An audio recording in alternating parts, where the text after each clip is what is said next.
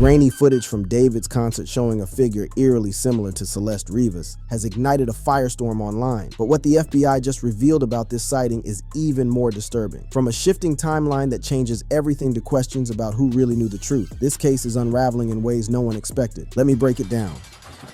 FBI reveals David's girlfriend was spotted at his concert in September.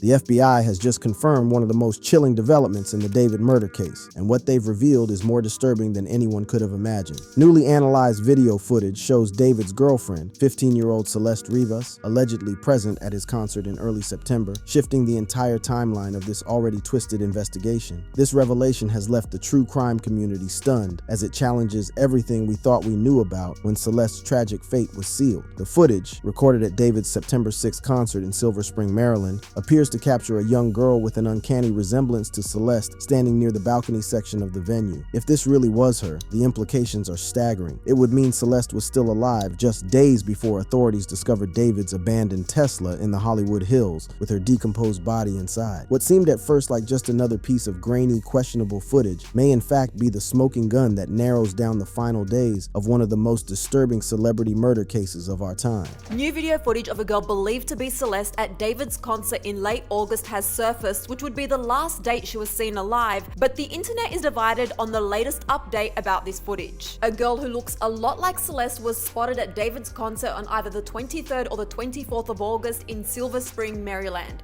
She was up on the balcony on the side of the stage watching on, and it's hard to deny that she resembles Celeste. She looks a lot like her. The resemblance was indeed striking. The girl in the footage had similar hair to what we knew Celeste had from her missing person photos, and perhaps most chillingly, she was wearing a black tube top, the exact same type of clothing that Celeste was found wearing when her body was discovered in David's trunk, according to police reports. This wasn't just a coincidence that could be easily dismissed. It was a detail that made even the most skeptical observers pause and take notice. But there was more. Eagle-eyed viewers noticed something that made this sighting even more suspicious and heartbreaking. In the concert footage, we can see David himself pointing directly at the girl on the balcony, while making what appears to be half of a heart gesture with his hand. The intimacy and recognition suggested by this interaction sent chills down the spines of everyone who watched it, as it seemed to confirm that not only was this Celeste, but that David was acknowledging her presence in a romantic way that would later take on a sinister meaning. In another video, we see David pointing at the girl on the balcony while he makes a half heart.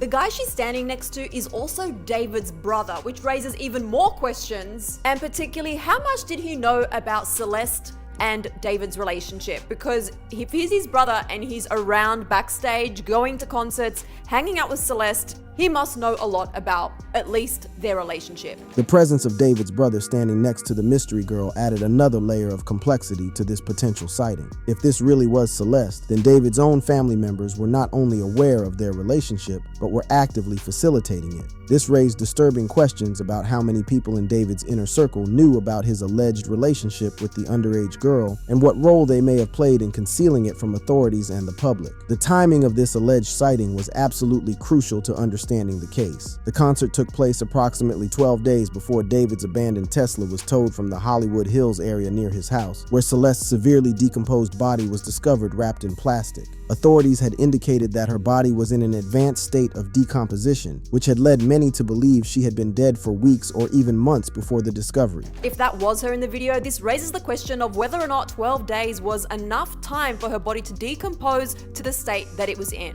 Now, I'm no expert on this stuff, but I will say I was in LA during September during this time, and it was extremely, extremely hot. So the fact that she was in a trunk, closed up, wrapped in plastic in that heat could potentially speed up the decomposition process, in my mind, but also according to ChatGPT. The question of decomposition timing became a critical element in analyzing this potential sighting. Could a human body really decompose to the advanced state described by authorities in just 12 days? The extreme heat of Los Angeles during September, combined with the confined space of a car trunk and the plastic wrapping, could theoretically accelerate the decomposition process significantly. This meant that if the concert footage was legitimate, it would place Celeste's death within a very narrow window that could potentially implicate David directly, as he would have been one of the last people to see her alive. True crime enthusiasts and amateur investigators immediately began dissecting every frame of the concert footage, comparing facial features, body language, and clothing details. The resemblance was compelling enough that even experienced experienced observers found it difficult to dismiss outright. The girl's posture, the way she held herself, and her apparent comfort level in what should have been an overwhelming crowd environment all seemed to suggest someone who was familiar with being at David's concerts and possibly had a special relationship with the performer. However, as the footage continued to circulate and undergo more scrutiny, some viewers began to notice discrepancies that raised questions about the identification. Critics pointed out that the girl in the video appeared older than Celeste would have been, and her height and weight didn't seem to fully match the physical description that had been previously circulated in missing person reports. These observations created the first cracks in what had seemed like a solid piece of evidence. But the resemblance was still compelling enough to keep the speculation alive. The implications of this potential sighting extended far beyond just the timing of Celeste's death. If this really was her at the concert, it would have meant that she was alive, apparently healthy, and still in David's company just days before her body was found in his car. This would have fundamentally changed the nature of the investigation from a missing persons case that potentially involved foul play to a much more immediate and direct murder investigation with David as the prime suspect. The concert footage also raised questions about the nature of Celeste and David's relationship in her final weeks. If she was attending his concerts and being publicly acknowledged by him on stage, it suggested a level of openness about their connection that contradicted the secretive nature that many had assumed characterized their alleged relationship. This public display, if authentic, would have indicated that David was either incredibly brazen about flaunting his illegal relationship with a minor, or that there were aspects of their connection that the public didn't fully understand. Social media exploded with theories and analysis as the footage continued to spread. Amateur detectives created side-by-side comparisons, enhanced the video quality, and scrutinized every detail they could find. The emotional investment in proving or disproving this sighting was intense, as it represented what many believed could be the final documented appearance of a young girl whose life had been tragically cut short. But as we now know, all of this analysis, all of these theories, and all of this emotional investment was based on a fundamental misidentification that would soon be definitively debunked by federal authorities.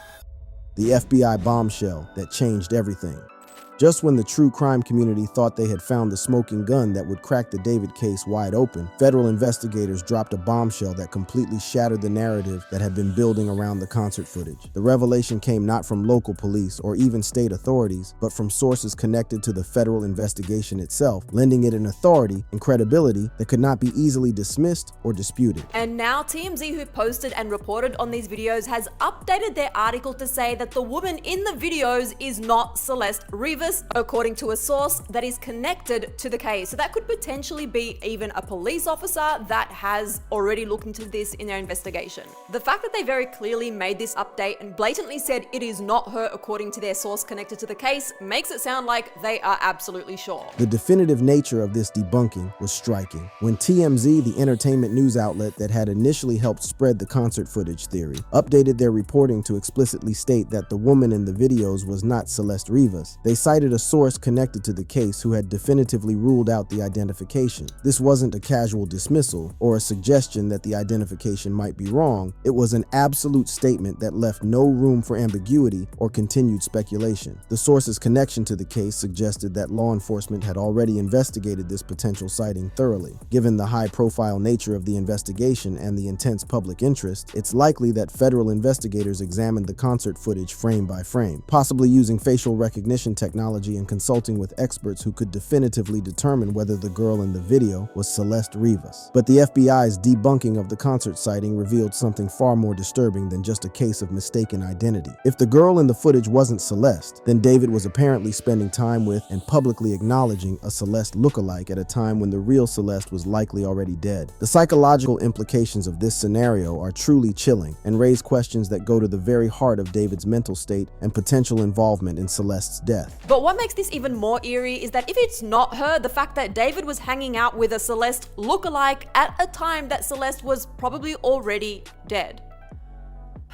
This just makes my skin crawl. The timing of this revelation becomes even more significant when we consider the broader timeline of the case. Celeste Rivas had been reported missing since April 2024 from Lake Elsinore, California, when she was just 13 years old. By the time of David's August 2025 concert, she had been missing for over a year. If David was indeed responsible for her death, then his decision to publicly acknowledge someone who looked like her during a concert performance takes on an incredibly sinister dimension. This behavior pattern could suggest several disturbing possibilities about about David's psychological profile. Was he taunting investigators and the public by flaunting a Celeste lookalike? Was he attempting to create confusion about the timeline of events to muddy the investigative waters? Or was this evidence of a deeper psychological compulsion that drove him to seek out girls who resembled his alleged victim? The investigation had already revealed disturbing connections between David and Celeste, including matching tattoos on their right index fingers and allegations that Celeste's mother had confirmed her daughter was dating someone named David around the time of her disappearance. These connections had already painted a picture of an inappropriate relationship between the 20-year-old musician and the underage girl, but the concert lookalike revelation added a new layer of psychological complexity to the case. The federal investigation's involvement in debunking the concert footage also highlighted the serious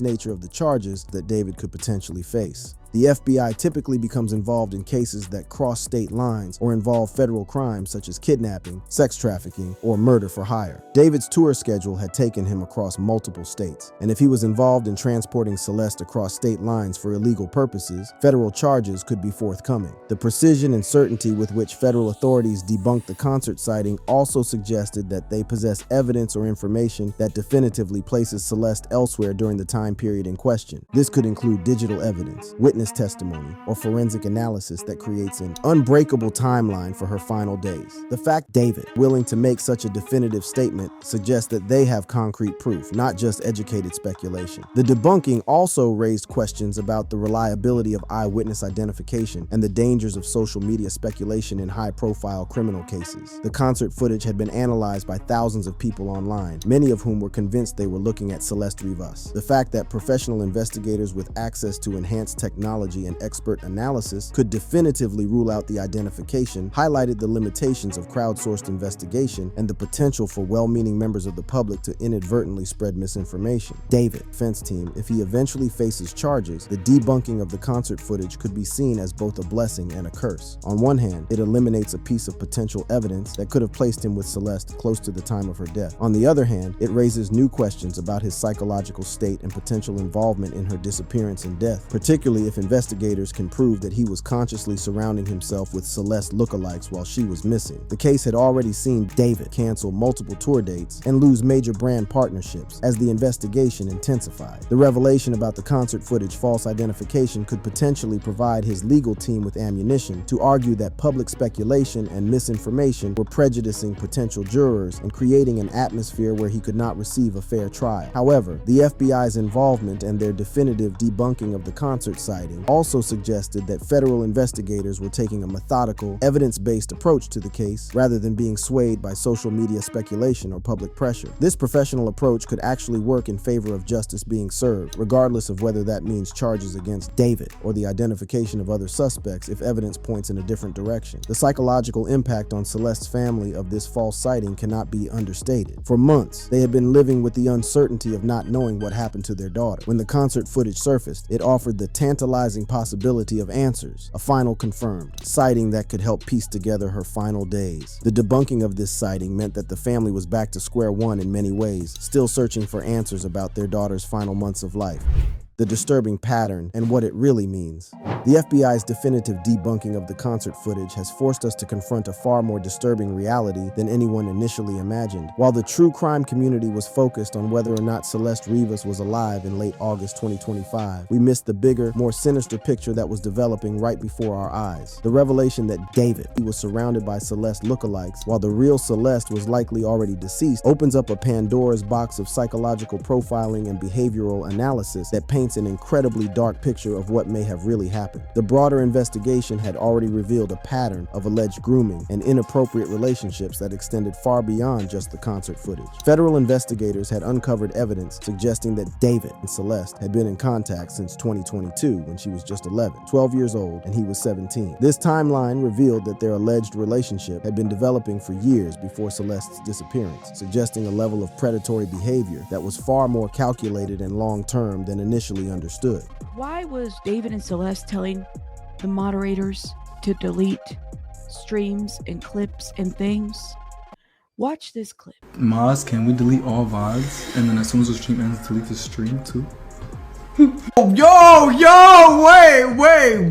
Wait. Oh, look it. Answer that one. That's so mean if you don't answer that. The evidence of deliberate concealment and digital cleanup efforts painted a picture of someone who was acutely aware that their relationship with Celeste was inappropriate and potentially criminal. The systematic deletion of streams and digital evidence suggested a level of premeditation and consciousness of guilt that went far beyond a typical inappropriate relationship between an adult and a minor. What makes the concert lookalike revelation even more chilling is that it fits into a broader pattern of behavior that criminal psychologists associate with certain types of predators. The act of surrounding oneself with substitutes or reminders of a victim, particularly after that victim is no longer available, can indicate several different psychological compulsions, none of which are benign. The investigation had already revealed that David, friends apparently thought Celeste was his girlfriend and believed she was 19 years old because of fake IDs when she was actually just 15 during their alleged relationship. This systematic deception suggested that David was not only aware of the illegality of his actions, but was actively working to conceal Celeste's true age from his associates and potentially from Celeste herself. The fake ID revelation adds another layer of premeditation to the case that cannot be ignored. Obtaining false identification documents for a minor requires planning, resources, and connections that suggest this was not a spontaneous relationship, but rather a carefully orchestrated grooming operation. These convinced David, the inner circle, that Celeste was an adult suggests that considerable effort went into creating a convincing false identity for her. Federal investigators had also uncovered allegations that Celeste had confided to friends about being sexually assaulted by David and Gus, with Gus potentially referring to an associate who was later found shot dead in 2024. This expanded the potential scope of the case beyond just David to potentially include multiple perpetrators and a broader pattern of abuse and exploitation.